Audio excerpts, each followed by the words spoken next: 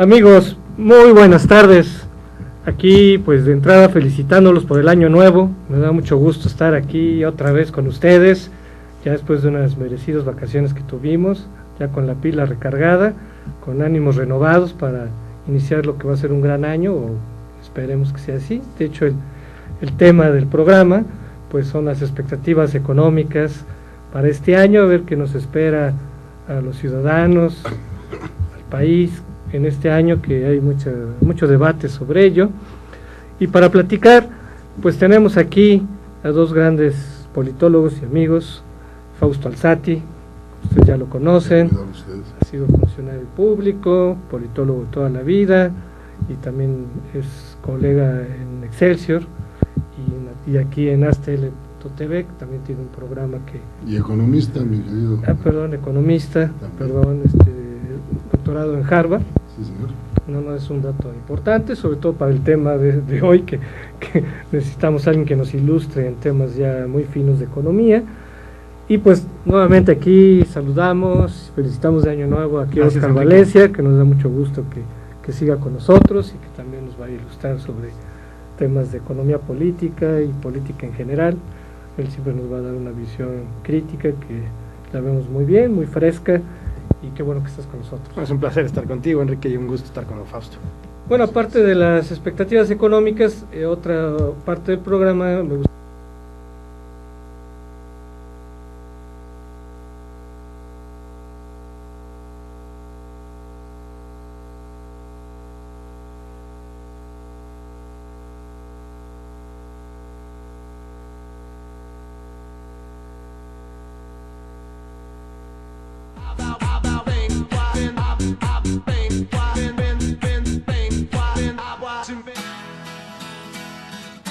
Propio negocio. Haz realidad tu proyecto. Comparte ideas para ganar dinero. Impulsa y entrena tu talento. Procura emprendimientos rentables y con futuro. Empieza hoy. Dayman, la receta del éxito. Dayman, por más de 7 décadas y con presencia en más de 9 países, se ha consolidado exitosamente como una empresa que desarrolla, fabrica y distribuye colorantes, saborizantes y productos alimenticios por excelencia. Nuestros productos abastecen a una amplia industria dedicada al manejo de alimentos micro, pequeña y de media a grande escala, ya que estos cumplen con altos estándares de calidad a nivel nacional e internacional y están elaborados para satisfacer las necesidades del mercado y gustos de nuestros consumidores. Nuestro principal objetivo es brindar un producto de calidad que nos permita mantener la lealtad de nuestros clientes y consumidores, excediendo sus expectativas de servicio. En Dayman desarrollamos la creatividad e impulsamos al máximo nuevos negocios. Dayman, proveedores de color y sabor por excelencia. Con Trujillo Betanzos y Asociados, tus proyectos están en buenas manos.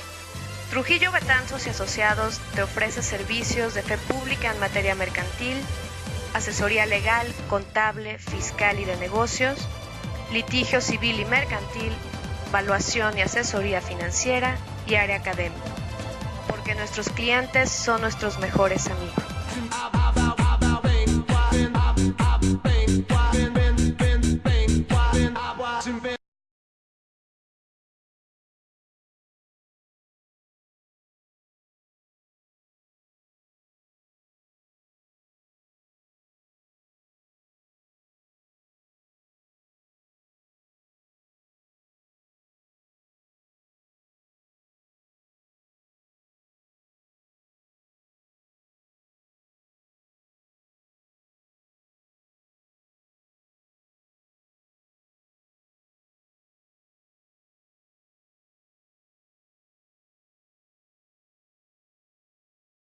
Ni yo que estoy pelón.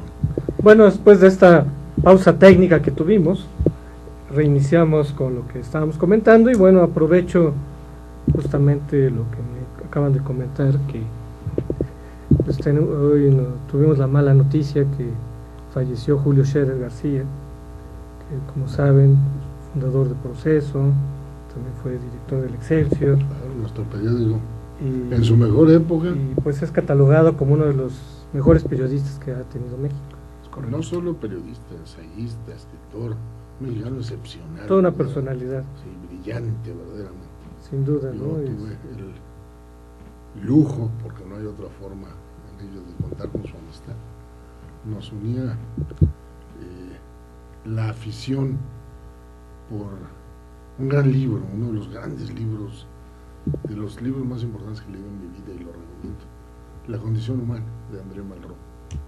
Entonces él siempre me estaba fregando, porque decía, tú lo leíste en la traducción al español, yo lo leí en francés, porque tú no sabes leer bien francés, nada más inglés.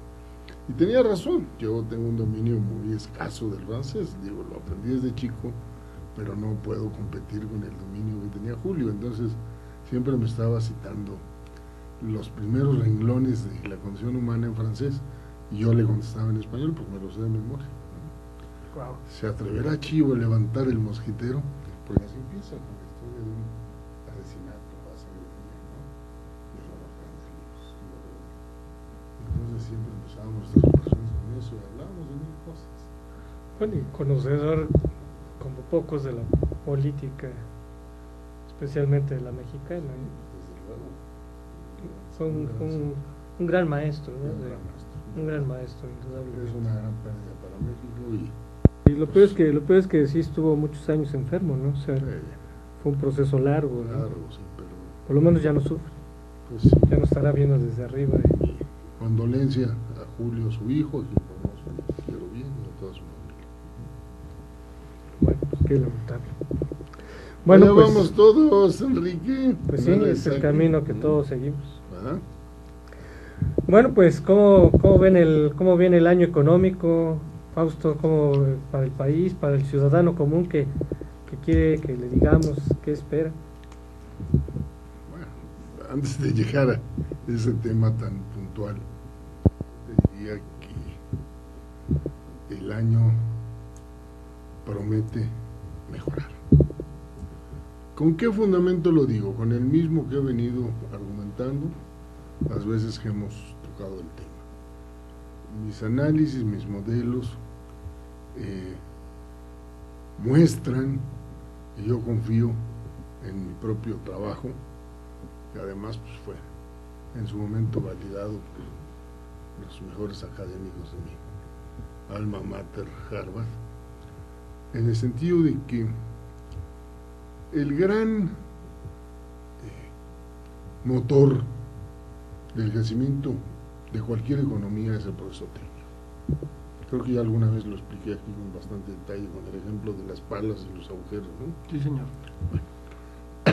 Entonces, por desgracia en México, Óscar, Enrique, tenemos todavía una base de innovación muy escasa, muy pobre. El presidente Peña Nieto le está metiendo mucho dinero en el presupuesto 2015 al CONACYT, del que alguna vez fui director. Pero yo creo que al CONACYT, y lo digo con el respeto y el afecto que le tengo a su director Enrique Cabrero, le falta todavía aterrizar, diseñar una política de innovación. Siguen haciendo en el viejo estilo ciencia y tecnología, pero ni la ciencia ni la tecnología le sirven a la economía ni le sirven al país si no se traducen en innovación. Y si quieres entramos al tema de cuál es la diferencia en ese sentido, ¿no? Entonces, no tenemos una base propia de innovación y las tenemos que traer de fuera. ¿Cómo las traemos? ¿Cómo viene la innovación a México? Aquí no inventamos ni el telégrafo, ni el teléfono, ni el ferrocarril, ni el automóvil, ni la computadora, ni el smartphone. Lo único que hemos inventado ha sido, desde hace muchos años, el culto guadalupano y el PRI. Bueno, y otros partidos que ahí andan, pero que todos en su mayoría son dirigidos por tránsfugas del PRI. Chistoso, ¿no? Y para traer innovación, pues la tenemos que importar, la traemos de fuera. ¿Cómo la traemos? De una manera muy simple, a través de la inversión extranjera directa que incorpore importación de bienes de capital. Así es como llega la innovación a México. A ver, concentremos en ese punto. ¿Habrá más inversión en México? Bueno, las cifras de que disponemos, y no tengo por qué cuestionar lo que nos dice, por ejemplo, una instancia que para mí es muy seria, como es el Banco de México, las cifras de inversión extranjera en el 2013 y en el 2014 no tienen precedentes en la historia moderna del país. Es decir, son verdaderamente extraordinarias. Estamos hablando de cifras anuales del orden de los 35,000 millones de dólares por ahí. Lo que no podemos saber y de lo que no tengo datos ciertos para hacer una afirmación que no tenga un componente más o menos probabilístico o especulativo es cuánto de esa inversión extranjera directa incorpora innovación. Es decir, es planta y equipo nuevos para plantas nuevas. Pero, digamos, hay un parámetro que me permite guiar, que es que se han seguido estableciendo plantas automotrices, por ejemplo, ¿no? La más reciente de General Motors, con un compromiso de inversión del orden de los 5 o 6 mil millones de dólares. ¿Qué quiere decir eso? Que bueno, si existe un determinado volumen de inversión extranjera directa con innovación, el estimado que yo tengo y sostengo es que con un retraso, y aquí entran los temas importantes, de 18 meses, entre que se hace la inversión y entre que se refleja en el PIB, la inversión extranjera directa con innovación, por cada 900 millones de dólares adicionales de inversión extranjera directa con innovación, el PIB crece 1.07% más. Eso es lo que yo me atrevo a afirmar con base en mis propios estudios, análisis, que están basados, como te lo he dicho, en la primera base de datos con 100 años de datos de la economía mexicana, nadie más la tiene. Me permito afirmar esto. A ver, Oscar. Entonces, si tuvimos 35,000 millones de dólares, pensemos, de inversión extranjera directa en 2013, y otros tantos ya en 2014, si pensamos, hombre, que el 5% de eso son inversión con innovación en bienes de capital nuevos, etcétera, y me estoy viendo muy conservador, yo creo que es más. Pues bueno, mano, entonces deberíamos agregarle a la tasa de crecimiento del PIB para 2015, pues 1,5 puntos porcentuales. Entonces, si está creciendo pues, que al 2%, 2,5%, pues podemos esperar entonces para el 2015 que conforme vaya arrancando el año nos vayamos acercando a una tasa de crecimiento más del orden de 3,5 a 4% anuales. Sí, ese sería esa sería el pronóstico que me atrevo tenemos un parámetro, a aventurar como expectativa, y estoy explicando el fundamento. No lo estoy tomando del aire, ni estoy viendo la bola de cristal, estoy basándome en los datos del Banco de México. Sí, se dice que los pesimistas dicen que crecerá solo 3 y los optimistas dicen que crecerá 4. Bueno, yo soy de los optimistas. Pero a ver, y a lo mejor, conforme vaya pasando el año, se acelera incluso un poco más. A ver, estamos partiendo del supuesto. Pero eso depende, Enrique, de que los volúmenes de inversión extranjera directa se mantengan. Estamos partiendo de ese supuesto. Como dicen claro. Es un big if, ¿no? ¿Qué piensas de ese punto? ¿Tú crees que se mantenga la inversión? Yo, como cuando iniciamos este programa, yo dije, yo vengo a tomar la clase del maestro Fausto Alzate, y la verdad es que créanme que a mí me gusta mucho escuchar a Fausto, porque la verdad tiene el sustento y el fundamento de lo que te dice. Pero a mí me preocupan 3 cosas. Primero, que este tipo de índices, por lo general, no se reflejan en el bolsillo del mexicano. Y eso a mí me parece a veces que es preocupante, porque cuando nos dijeron que la economía estaba blindada en el gobierno de Zedillo, pues nos dijeron que las cosas estaban bien, pero pero en el bolsillo del mexicano no era tan directa el reflejo de decir, pues yo tengo un mayor valor adquisitivo con mi salario y con lo que yo estoy consumiendo y con el tema de la inflación que se estaba teniendo. Y aspectos como la baja del petróleo, el dólar a 15 pesos, una reforma energética con mucha expectativa que ahora parece que se retrotrae en este tema. A mí lo que me preocupa es que estos temas a lo mejor sí se da exactamente la expectativa que dice Fausto, pero ¿y en el bolsillo del mexicano cómo se va a reflejar? Bueno, depende de cuál mexicano, Oscar. Del mexicano común, le dimos nosotros. Pues es que ese no existe. Mira, este es un país tan complejo que hablar de promedios no nos es útil. A ver, el PIB per cápita pues es una cifra muy interesante, muy bonita. Sí, pero no. Pero con una distribución del ingreso como la que tenemos. A ver, ¿cuál es el problema?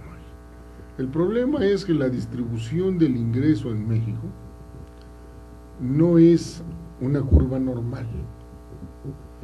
Es una curva casi bimodal. ¿A qué me refiero? Tenemos un porcentaje de la población que vive incluso por debajo de lo que llamaríamos la línea de la pobreza, usando cifras del Banco Mundial o del PIB, ¿no? Parámetros internacionales. Es alarmante esa parte. Bueno, ¿por qué? Porque se quiera o no,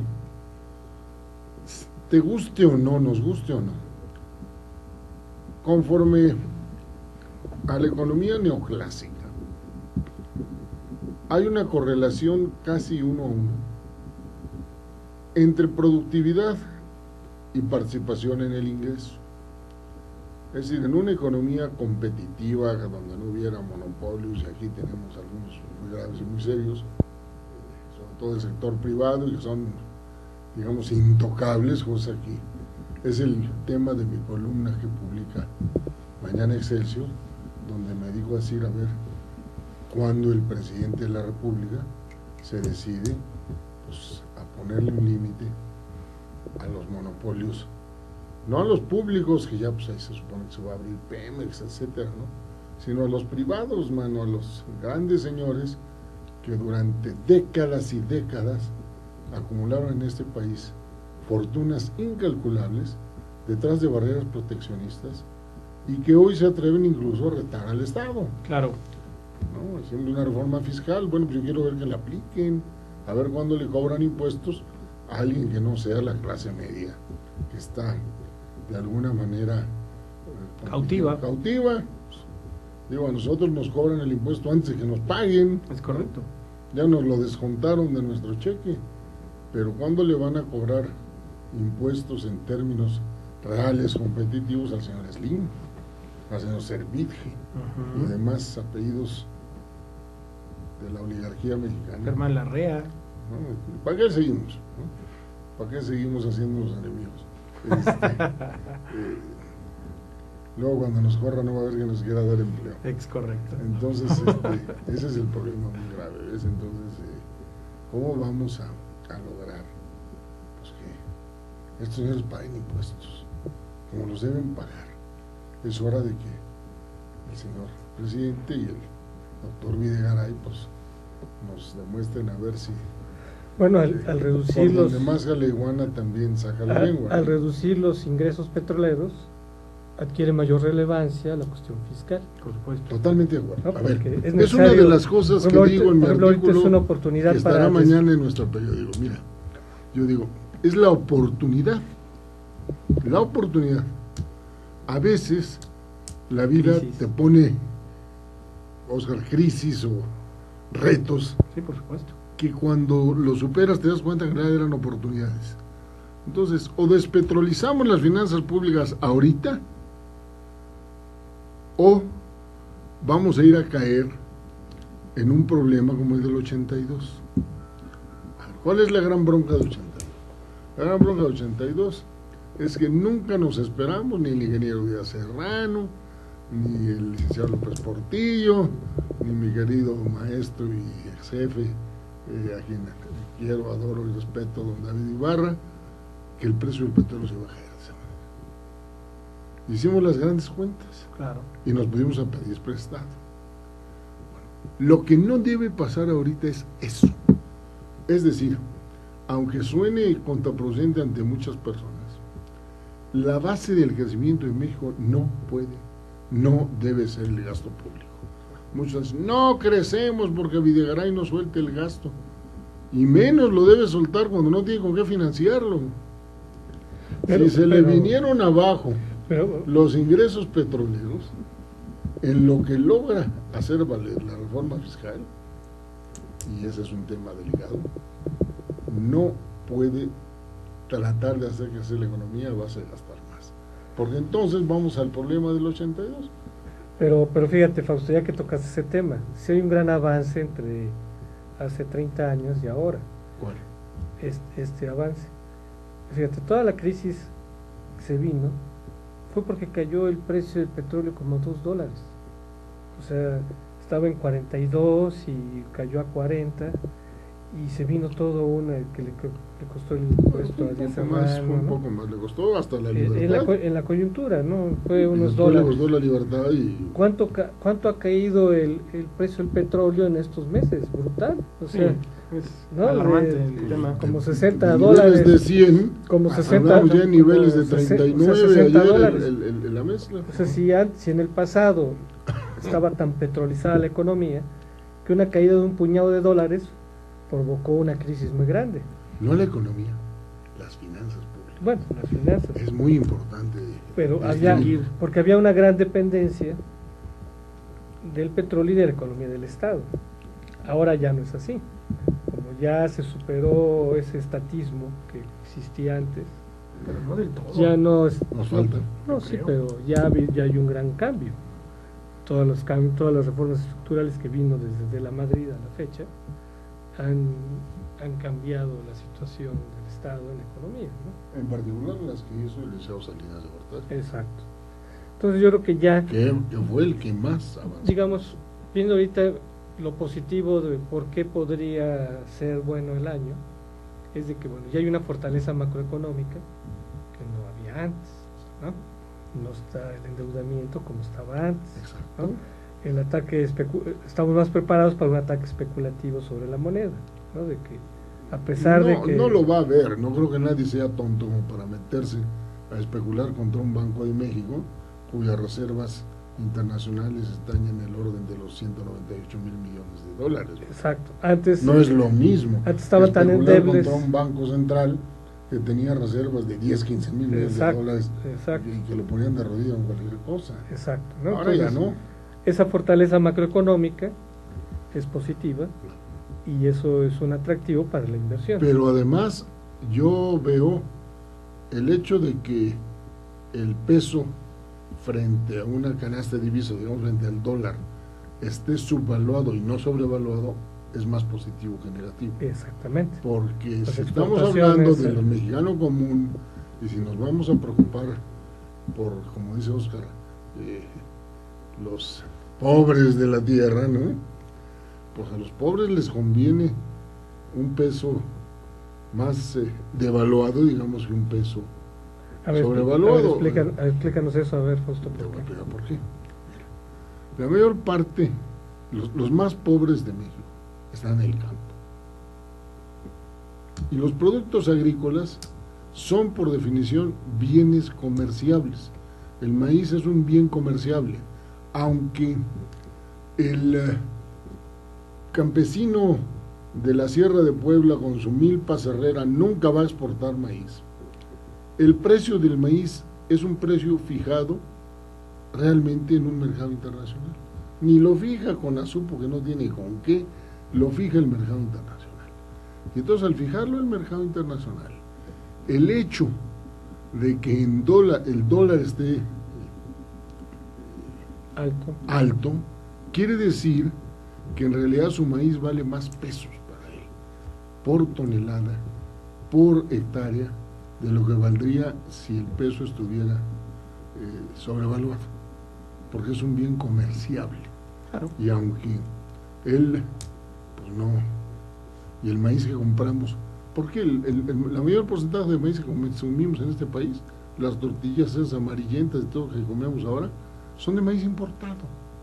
Entonces no hay riesgo de que suba el precio de la tortilla y de todo lo que se importa, por ejemplo, el trigo. Y entonces ejemplo, el eso trigo, nos impacta, fíjate bien, el trigo se eso nos importa. impacta a ti y a mí que importamos, comemos maíz importado, pero los pobres de México no comen maíz importado, Ellos en se cambio, comen, ellos se comen su se mazorca. comen su mazorca, y el valor comercial de esa mazorca es mayor si el tipo de cambio está subvaluado. Parece paradójico, pero si lo piensas es muy lógico. Y lo mismo ocurre, por ejemplo... Pero al final de pues, cuentas él se come su mazorca a 15, a 16 o a 13. Sí, es verdad. Por eso, pero Pero su digamos, mazorca, digamos, en términos comparativos, valió más, aunque se la coma, aunque sea de autoconsumo. Y eso ocurre en todas partes. Mira, mi director de tesis doctoral en Harvard, el maestro Sir Peter Timmer, que ya no está en Harvard, fue durante muchos años el asesor más importante del gobierno de Indonesia. Y aplicando políticas que incluían un tipo de cambio subvaluado, logró convertir a Indonesia de importador en exportador neto de arroz, donde el arroz es para ellos, por lo que aquí viene siendo el maíz, es el bien de consumo agrícola fundamental. y hablamos de una población mayor que la de México.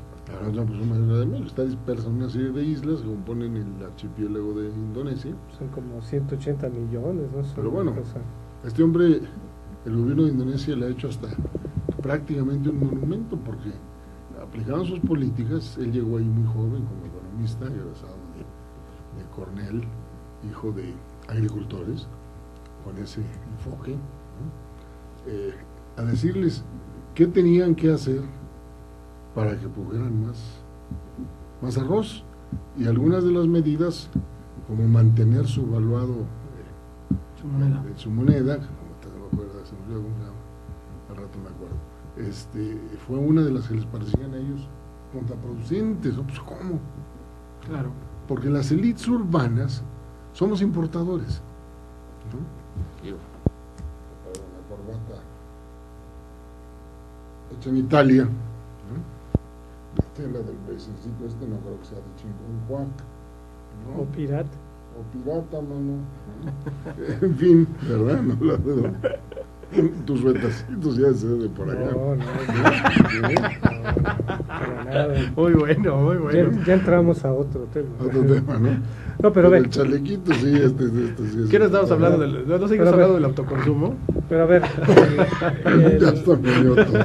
pero ve, o sea, el aspecto de la moneda. Pues nosotros somos importadores, y como élites urbanas no nos gusta. Pero ese es, digamos, ahí, es Porque nos entrar, encarece. ahí sería entrar a un aspecto Nos encarece negativo. el whisky, man. Pero digamos, ahí sería entrar a un Pero los aspecto campesinos negativo. no toman whisky, te lo voy a jurar. Pero ve, ese sería un aspecto negativo, que obviamente las importaciones se van a encarecer. Claro.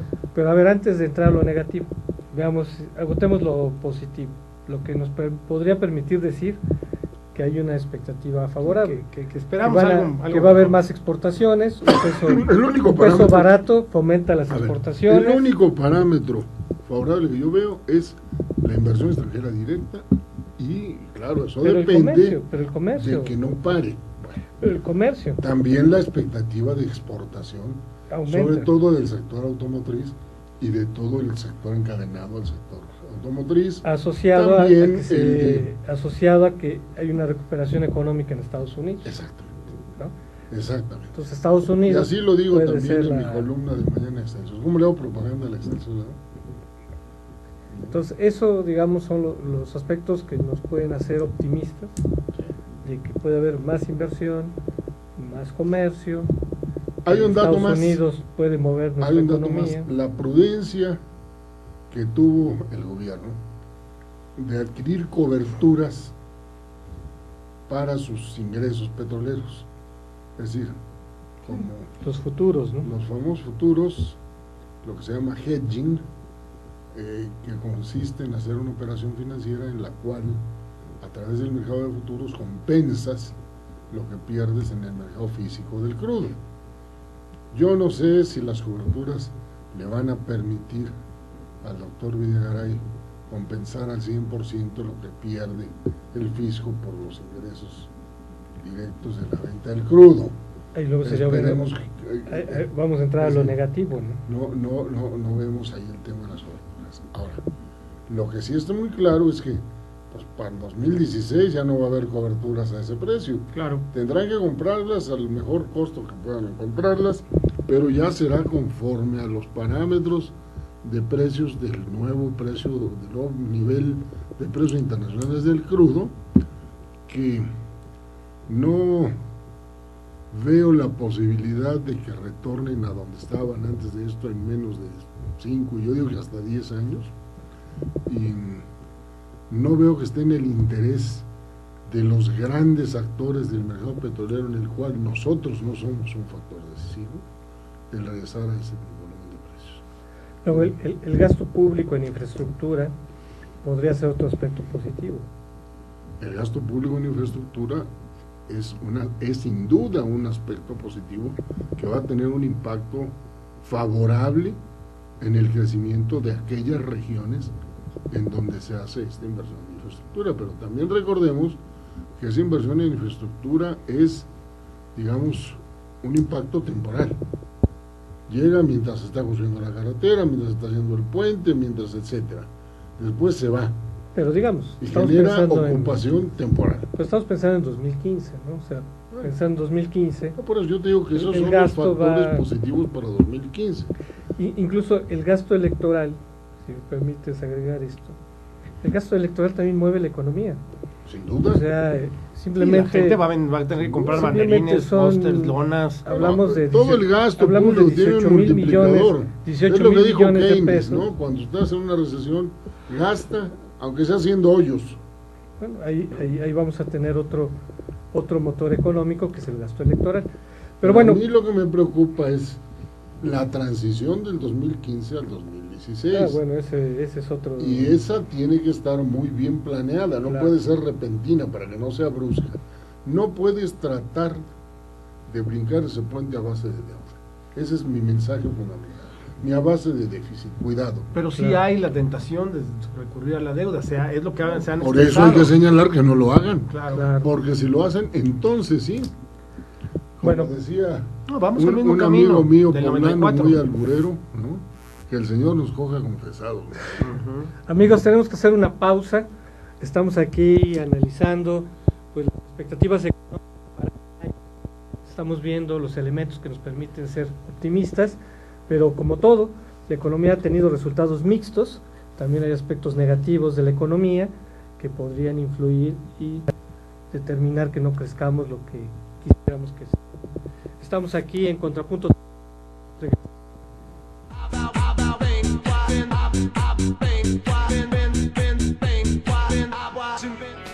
En Deiman contamos con 3 centros de distribución en México, ubicados en las ciudades de Guadalajara, Puebla y México.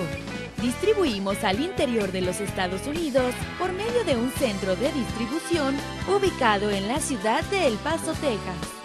Atendemos Centro y Sudamérica con apoyo de nuestro centro de distribución en Lima, Perú.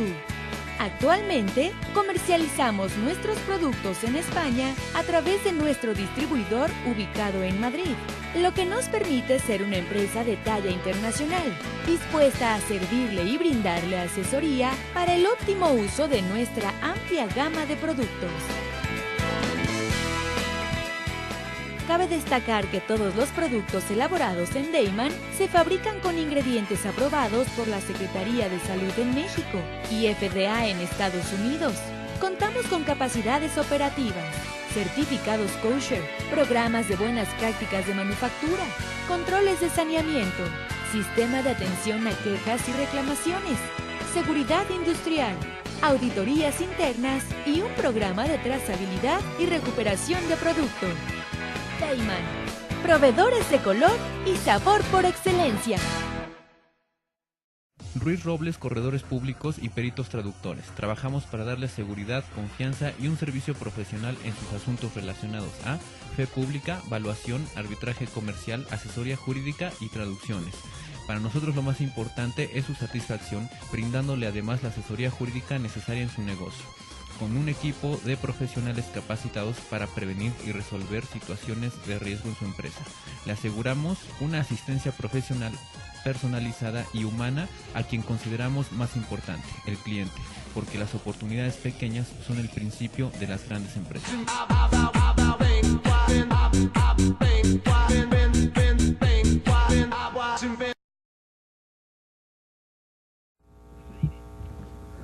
Amigos, estamos de regreso aquí en Contrapunto TV.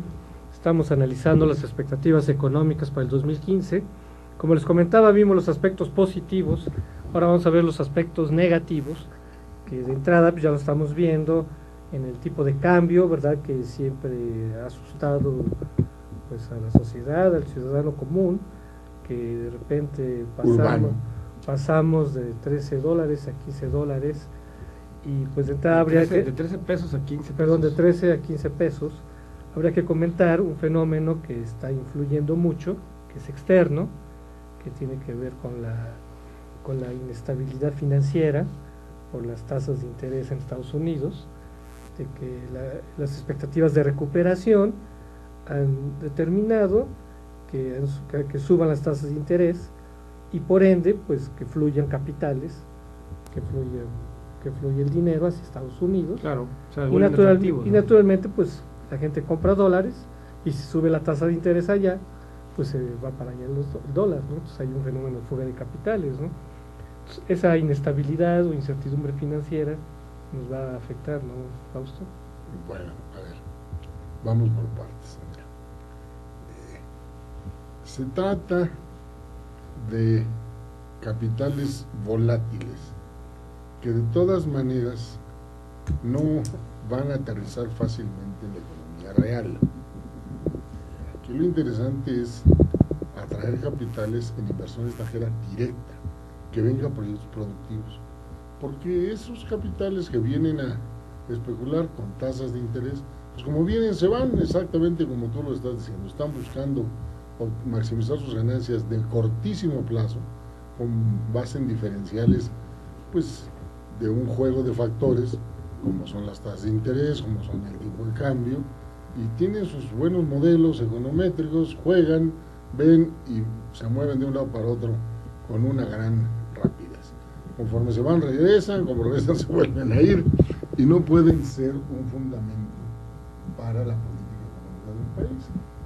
Al contrario, yo creo que todo lo que hagamos para descorazonar la participación de ese tipo de capitales que nos distorsionan parámetros importantes de la economía, pues es mejor, ¿no? Aquellos que van, vienen, no es como esas chicas joquetas a las que no puedes tomar en serio, ¿no? Hoy están contigo, hoy te quieren, mañana están con el novio que las llevó al cine, les compró las palomitas más caras o lo que tú quieras y más. No, eso no sirve, ¿no? Entonces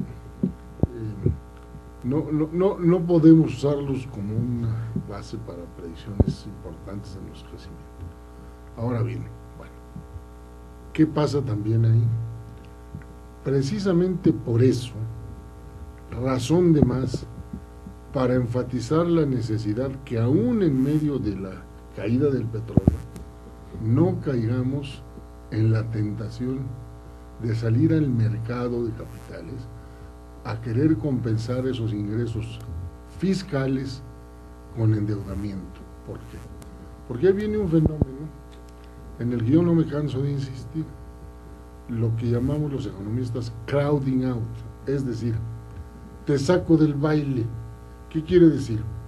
Si el sector público, que no produce prácticamente nada productivo, lo que produce son servicios, pero ¿servicios para quién? ¿Qué tipo de servicios? El papel del sector público pues es crear condiciones para que el sector privado haga su trabajo, que es invertir y que es generar riqueza. Claro. Pero no le toca al sector público generar riqueza. Entonces, si el sector público tiene nóminas infladas y tiene gastos suntuarios inflados, etcétera, y sale a financiarlos al mercado del capitales con endeudamiento, ¿qué hace? Eleva la tasa de interés, un simple juego de demanda-oferta. ¿Cuántos son los fondos prestables que hay en la economía? Pues los resultados del ahorro interno más los se vienen de fuera y cuánto es la demanda de fondos. Y si en esa demanda de fondos participa el Estado demandando fondos, pues entonces va a encarecer el dinero. Claro. ¿Cuál es el precio del dinero? La tasa de interés. Entonces va a subir las tasas de interés. Al subir las tasas de interés, La inflación. no todavía, eso es un paso más adelante. Al subir las tasas de interés, el primer dato duro es que el número de proyectos de inversión financiables se reduce. Es decir, si la tasa de interés es más cara, pues entonces necesito buscar proyectos con retornos muy altos para poderlos financiar y pagar la tasa de interés, y el número de proyectos que reúnen esa característica se vuelve más limitado. Y entonces la inversión directa y por lo tanto la creación de ocupación productiva remunerada se reduce. Claro. Y se sigue reduciendo y nunca vamos a lograr salvar esa brecha, que ese es el otro elemento negativo al que no hemos entrado, y es el dato de que si la inversión viene a sectores como el petrolero, que son muy intensivos en capital, pero poco intensivos en mano de obra, la creación de empleo se reduce. Yo no voy a lograr resolver el problema de la falta de empleo, de la falta de ocupación remunerada en este país, haciendo refinerías o haciendo plataformas en el Golfo de México, porque pues, para manejar uno de esos bichos se necesita muy poca gente. Aunque sí hay una cadena productiva, ¿no? Que sí hay una cadena productiva, ¿no? Pero digamos, esa cadena productiva sería más o más remunerativa en términos de generación de empleos si se diera en sectores manufactureros donde voy a necesitar más mano de obra. Pero, por ejemplo, la manufactura de microelectrónicos. No, estoy de acuerdo en eso, pero a ver, siguiendo con eso negativo, se dice que la caída del precio del petróleo va a desestimular la inversión. Sí, de la maldita reforma energética. Y que la reforma energética no va a funcionar porque no va a haber incentivos para que inviertan en el sector petrolero. ¿Qué piensas sobre eso? Va a salir más caro ese petróleo que el que está... ¿Qué piensas sobre eso, Fausto? A ver, en el corto plazo, el primer elemento es que sí hay un cierto dejo de razón en esa reflexión, pero la industria petrolera en particular es una industria en que las decisiones deben tomarse con horizontes de muy largo plazo. Es decir, si yo hoy decido desarrollar un campo, un yacimiento de aguas profundas del Golfo de México, o sea, en cualquiera de los tres países que participan, que son Estados Unidos, Cuba y México, en cualquiera de los tres, yo estoy empezando hoy ese proyecto con la expectativa de que empiece yo a tener flujos importantes, significativos de crudo dentro de 10 años, no menos. También son los horizontes de la industria petrolera. Tengo que ir a hacer la exploración, luego tengo que validar mi exploración con estudios sísmicos más delicados, luego tengo que ver si un sísmico satelital acabo de precisar. Nunca voy a poder saber a ciencia cierta, haga los sísmicos que haga, si lo que estoy viendo es un domo de sal o una trampa que realmente contiene petróleo, hasta que no perfore. Y cuando perfore, si resultó que era sal o que no había gas ni petróleo, ya perdí miles de millones de dólares en esa perforación, hasta que le atino. Y cuando le atine, más vale que eso me pague todo lo que invertí, incluyendo la construcción de plataformas e instalaciones carísimas. Además, entonces, el petróleo es un bien escaso y a final de cuentas se va a revalorar, porque además hay que considerar varias cosas. Entonces yo tengo que... Baja el precio del petróleo, reactiva la economía, o sea, justamente regiones del mundo que habían calculado su crecimiento con base en un petróleo caro, ahora han cambiado las circunstancias. Japón o Europa ya mejoran su circunstancia con un petróleo barato. Importador, Japón importa todo el petróleo que consume. Al bajar el precio del petróleo, cambian las condiciones. Y Estados Unidos, bueno, Texas con el fracking, pues en este momento ha hecho que Texas y algunos de esos estados, ha hecho que Estados Unidos se vuelva un exportador neto de petróleo. Así es. Pero es un exportador neto que es paradójicamente el mayor importador de petróleo del mundo. Claro. ¿Y cuánto va a durar el famoso shale oil, o sea, el fracking, produciendo, si se trata de campos viejos, que se están haciendo producir con tecnologías nuevas de recuperación, ya ni secundaria, terciaria, mano, inyectándoles gas, inyectándoles cuanto hay para volverles a sacar el crudo que les queda? Es como seguir exprimiendo una esponja seca hasta que se rompa la esponja. El petróleo barato va a mover la economía mundial. Por un rato. Y al mover la economía mundial, eso va a reactivar el comercio. Y paradoja, cuando se activa el comercio y el crecimiento, se empieza a demandar más petróleo. Exactamente. Entonces, a largo plazo... Y allá hay otro tema que es la sustitución por fuentes renovables, que también... quien está moviendo todo esto son los sauditas y sus, digamos, socios y compadres del Golfo Pérsico y del Medio Oriente. Si nos ponemos a pensar en las reservas que ellos tienen ahí abajo, pues hay que entenderlos. Ellos dicen, no, mano, si seguimos con el petróleo caro, pues el mercado se sigue reduciendo, porque ante lo caro del petróleo empiezan a entrar que si el eólico, que si el etcétera, etcétera, y después, ¿qué hacemos con todo este crudo aquí abajo? ¿Para qué lo queremos? No nos lo vamos a comer. Y entonces ellos necesitan desarrollar su economía, porque es lo único que tienen. Están en medio del desierto, tienen arena y petróleo. Y entonces, ¿qué van a hacer? Ahora, entre lo negativo, pasando a lo sociopolítico, se habla de que la situación de inseguridad, la corrupción, todo ello genera condiciones de incertidumbre y que no permite, por ejemplo, una mayor inversión extranjera. Y era lo que iba yo cuando se estábamos reactive en el mercado corte, interno. que haya un desempleo de empresas que son importantes, que dicen que por el tema de los impuestos se están retirando. Por ejemplo, el narcotráfico, la violencia, que todo ello es un entorno negativo para la inversión. ¿Qué pensarías de eso, Fausto? Mira, yo pienso que es relativo y que hay que tener mucho cuidado con el temita. El expresidente Calderón hizo del tema de la violencia y del narco el tema central de su gobierno. Y ese error todavía lo estamos pagando. Es un discurso que le costó mucho a México. Sí hay narcotráfico, pero la mejor manera de terminarlo no es invirtiendo en convertirnos en un estado policíaco. Es llevando desarrollo, llevando otras fuentes de empleo, llevando a esos lugares donde se enseñorea el crimen y sacándolos del aislamiento, mano. Si yo le meto wifi a toda la Sierra de Guerrero y la gente empieza a tener acceso a otras cosas, pues digo, la amapola siempre se va a cultivar, es un terreno fértil para la amapola, natural, y siempre va a haber mercado para la amapola, sea el legítimo de la industria farmacéutica o sea el ilegítimo. Y estamos hablando de cantidades tan fabulosas. A ver, si de una tonelada, según cifras de nuestra colega del Excelsior, doña Yuridia Sierra, en una columna brillante donde no sé quién le dio la información, ella cuenta que una hectárea, en términos muy generales, una hectárea de buena tierra en el clima de la Sierra de Guerrero produce una tonelada de amapola.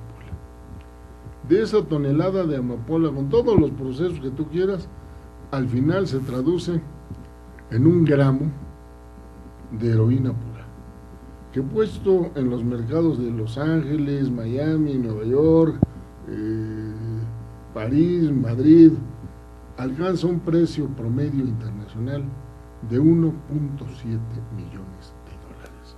Sí, es mucho dinero. Impresionante. Eso no lo vas a poder frenar. Y los adictos de esos países pues van a seguir ahí. Entonces el mercado va a seguir ahí, la legalices o no. Y por mucho que la quieras legalizar, el mercado que pueda tener ese opiáceo en la fabricación de analgésicos, etcétera, no va a poder competir con esos mercados de la droga. Entonces, tenemos que entender que eso va a estar ahí y tenemos que ver de qué manera vamos a convivir con esa economía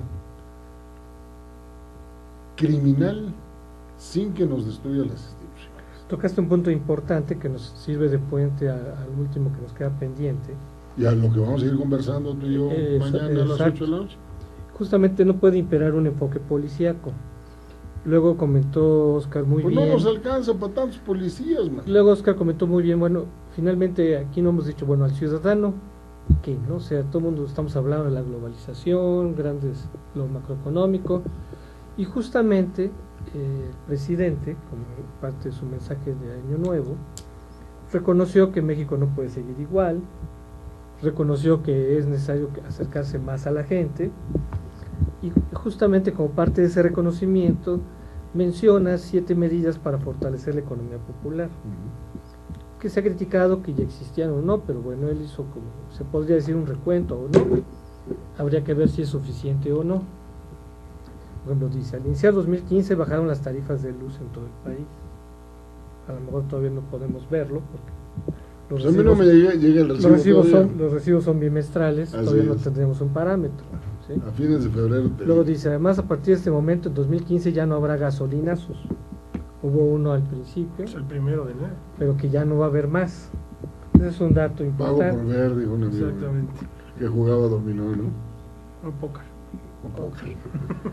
Luego dice, las familias mexicanas ya no dejarán de pagar la larga distancia. Habrá que ver los recibos también. También. Luego A ver qué truco inventa el señor Slim para cobrarnos de otra manera. Es muy fácil, tú agarra, él te dice, tú pagas 1,000 pesos de celular y yo te digo que te tocan 100 pesos, nada Luego más. dice, 10 millones de familias recibirán una televisión digital. Esto es parte de la reforma de telecomunicaciones, Sí, ¿no? Que yo va lo sé con- también, pero con no creo la- estar entre esos 10 millones de Yo sí me voy a ir a familias. formar. Bueno, dijo a la economía popular, ¿no? Se refiere a los pobres, ¿no? Sería hipócrita Nosotros si no me somos, apunto ahí, ¿no? nosotros no somos. Digo, por favor. Luego habla que va a haber medidas, un programa de impulso a los jóvenes emprendedores. Luego habla de la construcción de viviendas dignas. Y finalmente habla de las actividades agropecuarias de Chiapas, Guerrero y Oaxaca. Cuentan con un trato Mira, fiscal no me voy a preferencial. meter al detalle. Son las pero 7. Son las 7. Todo el respeto y afecto que le guardo al presidente de la República. Lo están engañando. Porque le siguen trabajando en la cabeza el tema de que él es responsable de si la economía crece o no. No, no es responsable de eso.